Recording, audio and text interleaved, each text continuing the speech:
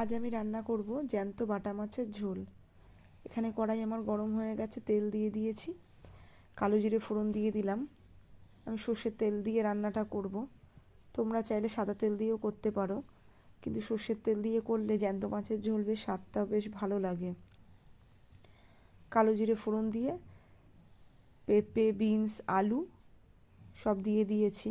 এবার হলুদ, ধনে জিরের গুঁড়ো, আদা বাটাটা দিয়ে দেব, দিয়ে স্বাদ মতো নুন আর কাঁচা লঙ্কা, মশলাটা ভালো মতো সবজিগুলোর সাথে মাখিয়ে হালকা করে একটু কষিয়ে নেব আমি।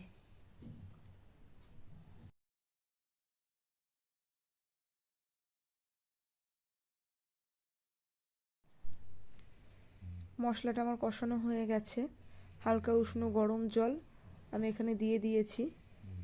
গ্যাসের ফ্লেমটা বাড়িয়ে দিয়ে আমি আরও 3-4 মিনিট ফুটিয়ে নেব।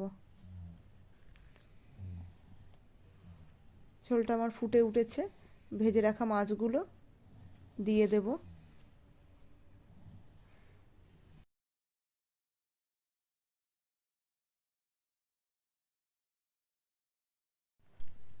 ঢাকনাটা আমি দিয়ে দিয়েছি।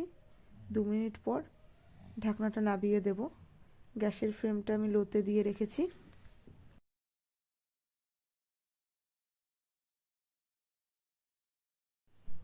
কেটে রাখা ধনেপাতাটা দিয়ে দিলেই নেড়ে চেড়ে মাছের ঝোল আমার রেডি।